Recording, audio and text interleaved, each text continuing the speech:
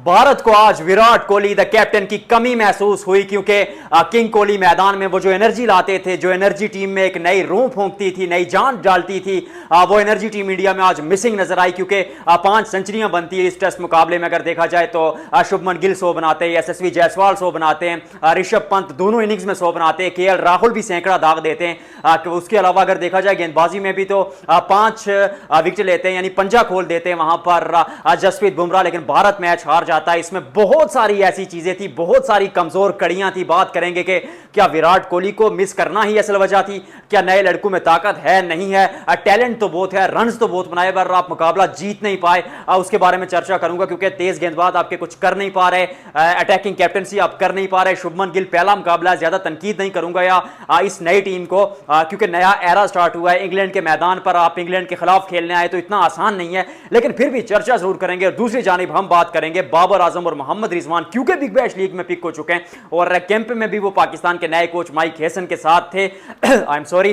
तो वहां पर अब चर्चा हो रही है कि क्या टी20 टीम में भी ये दोनों आ रहे हैं। अब बांग्लादेश के खिलाफ कैसी टीम बनेगी उसके बारे में भी आपको बताऊंगा, लेकिन सबसे पहले इस टेस्ट मुकाबले की चर्चा करते हैं क्योंकि ये हार नहीं है, ये एक स्टेटमेंट है और एक ऐसी स्टेटमेंट है जो देर तक चुभेगी क्योंकि आपको उम्मीद थी आप मुकाबला जीत जाते हैं। पहली इनिंग्स में आप 400 से ऊपर रन बनाते हैं, आप उम्मीद करते हैं कि आप मुकाबले में आगे भाग रहे होते हैं और पहले 4 दिन के खेल में अगर देखा जाए तो भारत ने 2.5 से 3 दिन डोमिनेट किया था, यानी टीम इंडिया फ्रंट फुट पर था, ड्राइविंग सीट पर था, लेकिन वहां पर यह भारत वहां से मुकाबला हार जाता है। We shall find out it कि कहां गलती होती है। बेन डकेट की उस मास्टर क्लास के बारे में बात करेंगे। एक्चुअली में बेन डकेट से आगाज कर लेते हैं, फिर उसके बाद टीम इंडिया की गेंदबाजी पर आएंगे। बेन डकेट ने सामने लक्ष्य बड़ा था, जब हदफ बड़ा होता है तो आप उम्मीद करते हैं कि आप अटैक करेंगे या फिर आप डिफेंसिव क्रिकेट खेलेंगे। 2 ही तरीके टेस्ट क्रिकेट में, या आप जीतने के लिए जाएंगे या फिर आप ड्रॉ के लिए जाएंगे। इंग्लैंड ने कहा कि भाई लोग हम जो है वो ड्रॉ के लिए नहीं जाएंगे, हम मैच जीतने के लिए जाएंगे। तो फिर उसी तरह से जैक क्रोली और बेन डकेट ने आगाज किया और चाहे जसप्रीत बुमराह का थोड़ा सा साइड पर रखकर देखा जाए तो प्रसिद्ध कृष्णा, शार्दुल ठाकुर, मोहम्मद सिराज गेंदबाजी वैसी कर नहीं पा रहे और बहुत पिटाई की शुरू पर, और जो 4-5 के रन रेट से शुरू पर इंग्लिश टीम ने अटैक किया भारतीय सुरमाओं पर, भारतीय गेंदबाजों पर, तो वहां से मुझे ऐसा लगता है कि मुकाबले का वो जो रुख था, वो कौन था, वो बदल गया था भारतीय टीम की तरफ से। इंग्लिश टीम की जानिब जैक क्रोली 65 रन बनाते हैं और 170 गेंदों पर 149 रन की इनिंग्स खेलते हैं बेन डकेट। अब आपके ओपनर्स अगर आपको इस तरह का स्टार्ट देते हैं तो फिर सामने वाली टीम पर दबाव बढ़ता है और उस दबाव में आपको चाहिए एक दलेर कप्तान, एक ऐसा कप्तान के जो ये सब होने के बावजूद, इतना मलबा गिरने के बावजूद, प्रेशर वापस आने के बावजूद जो है ना, इन सारी चीजों को पुश बैक करे, अगली टीम पे प्रेशर डाले। 3-3 स्लिप्स लगाए, शॉर्ट मिड विकेट पर फील्डर ले आए, कैचिंग पोजीशन पर फील्डर ले आए, लेकिन शुभमन गिल ने ऐसा नहीं किया। और ऑनेस्टली स्पीकिंग टीम इंडिया की अगर इस कैंपेन को देखा जाए, जो रन डिफेंड करने का ये जो टीम इंडिया का एक तरीका था, या टीम इंडिया का ये जो तरीका वारदात था, जैसे वो डिफेंड करने ये आए, शुरू पर तो ठीक ठाक था मतलब, लेकिन जब रन्स पड़े और जब पहला सेशन था 5वें दिन का, यानी आज के खेल का, तो टीम इंडिया के कंधे जो है वो बुझे नजर आए। और जब शुरू पर मार पड़ना शुरू हो गई, 150 क्रूज पार पार्टनरशिप जाती है तो आपकी बॉडी लैंग्वेज गिर जाती है। स्टुअर्ट ब्रॉड कमेंट्री में कहते हैं कि विराट कोहली ने एक कल्चर लाया था टीम इंडिया की टेस्ट टीम में कि हमने जीतने के लिए जाना है, हमने अपोजिशन पे अटैक करना है। विराट कोहली खुद कहते थे कि they should feel hell out of for next 2 hours और 60 ओवर्स।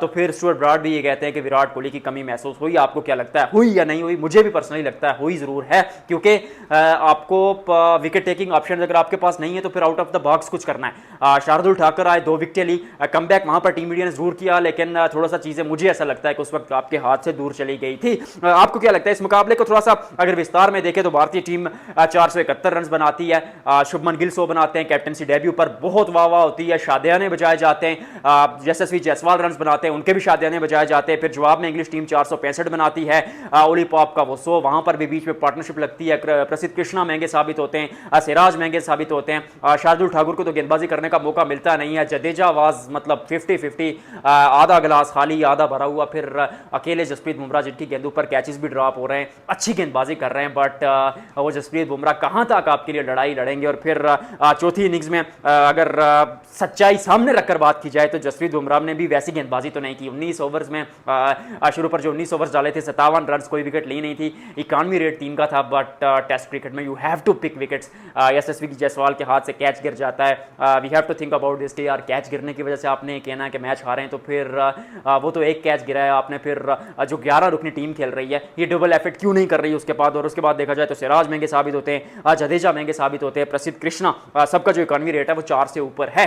अब 4 के ऊपर से इकॉनमी रेट से आप गेंदबाजी करेंगे और आखिरी दिन का खेल जारी होगा लीड्स के मैदान पर, तो फिर आप मुकाबले में थोड़ा पीछे रह जाते। जब पीछे रह जाते तो आप दुआएं करते हैं कि बारिश आ जाए। बारिश बीच में आती ज़रूर है, लेकिन ओवर्स ज़ाया नहीं होते और एट दी एंड वैसे थोड़ा सा एंड पे जरूर कमबैक जरूर किया था कि बेन स्टोक्स भी आउट हो गए थे, शार्दुल ठाकुर की वो विकेट है, उसके बाद फिर बेन स्टोक्स आउट हो जाते हैं, फिर उसके बाद प्रसिद्ध कृष्णा की वो शानदार गेंदबाजी, वहाँ पर 2 विकेटें वो बैक टू बैक ले जाते हैं, शार्दुल ठाकुर माफ कीजिएगा 1 विकेट लेते हैं। तो ये सारा सिनेरियो होने के बाद आपने कमबैक जरूर किया था, पर फिर वहाँ पर वही बात आती है कि आप पकड़ नहीं पाए सामने वाली टीम को।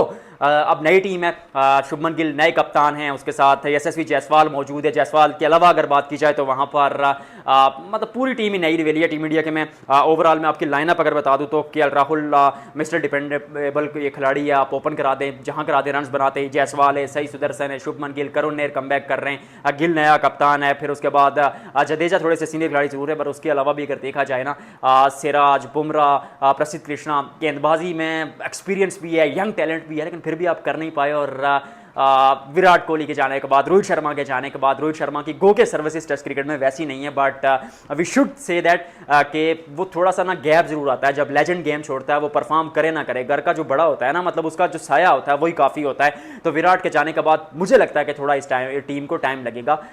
तनकीद एट दिस स्टेज नहीं बनती, ठीक है कमियां जरूर है, कैप्टनसी उतनी अच्छी थी नहीं, आपने डिफेंसिव क्रिकेट खेली, आपने वो जो टीम इंडिया का खेलने का एक अवतार था, एक फार्मूला था, उसको लिए से आप थोड़ा दूर नजर आए, but we have to support this team, क्योंकि 5 मुकाबले अभी आगे भी बाकी हैं। अब आप बताइएगा कि आपके नज़दीक हारने की क्या वजह है टीम इंडिया की। मेरे नज़दीक सबसे बड़ी वजह जो थी वो आपकी गेंदबाजी में जान नहीं थी। जसप्रीत बुमराह के अलावा कोई भी गेंदबाज आपको विकेट टेकिंग डिलीवरीज करके नहीं दे रहा, और उसके साथ अगर दूसरी वजह पर नजर दौड़ाई जाए तो कैप्टनसी उतनी अच्छी थी नहीं, मुझे ऐसा लगता है। आपको क्या लगता है? स्पिनर्स भी उतने लाजवाब आपके पास है नहीं कि जो आपको मतलब क्रंच मोमेंट्स पर ब्रेक थ्रू दिलाएं। अब बात करते हैं बाबर आजम और रिजवान, बिग बैश लीग में पिक हो जाते हैं, बड़ा कॉन्ट्रैक्ट मिलता है, सिडनी सिक्सर्स में बाबर आजम जाते हैं 10 करोड़ के हिवज, उसके अलावा मोहम्मद रिजवान मेलबर्न की तरफ चले जाते हैं। और अब यहाँ पर बात हो रही है कि क्योंकि खिलाड़ी कैंप में भी थे माइक हेसन के साथ, तो क्या T20 टीम में वापस आ रहे हैं? As of now Mike Hesson ने दोनों को कह दिया कि आप हमारे T20 प्लान में हैं, T20 वर्ल्ड कप हो या एशिया कप, हम आप जो है ना हमारी स्कीम ऑफ थिंकिंग्स में हैं, हम आपको कंसीडर कर रहे हैं, लेकिन you have to play attacking cricket. और मॉडर्न डे क्रिकेट का जो फार्मूला है, वो जो सुरक्षा कवच है, या वो जो एक फैक्टर आपके ऊपर होता है, वो जो एक आपके ऊपर लेयर चढ़ी होती है, वो लेयर आपको चढ़ानी पड़ेगी अपने ऊपर, उसको दोबारा करना पड़ेगा। और बाबर और रिजवान कोशिश कर रहे हैं इसके लिए, क्योंकि उन्होंने दोनों ने ना जो सेशन खेला है वो लाजवाब खेला है। जो प्रैक्टिस सेशन हुआ मेरे खबरी के मुताबिक अटैकिंग क्रिकेट खेलते हुए नजर आए। मोहम्मद रिजवान तो जाते ही क्लब क्रिकेट शुरू कर दी पेशावर में वापस इस गर्मी में भी। और उसके साथ साथ अगर बात की जाए मतलब जिस तरह माइक हेसन की प्लानिंग है वो ये है कि बांग्लादेश टूर में शायद आपको एक खिलाड़ी नजर ना आए, लेकिन उसके अलावा अफगानिस्तान और वेस्ट इंडीज़ के खिलाफ शायद इन खिलाड़ियों को वापस आजमाया जाए। अभी तक जो खबरें आ रही हैं वो यही हैं। आपको क्या लगता है, बाबर और रिजवान को वापस आना चाहिए, नहीं आना चाहिए? लंबी छुट्टी के लिए माजरा डॉक्टर स्पोर्ट्स को कीजिएगा सब्सक्राइब। आपसे मुलाकात होगी अगली वीडियो में।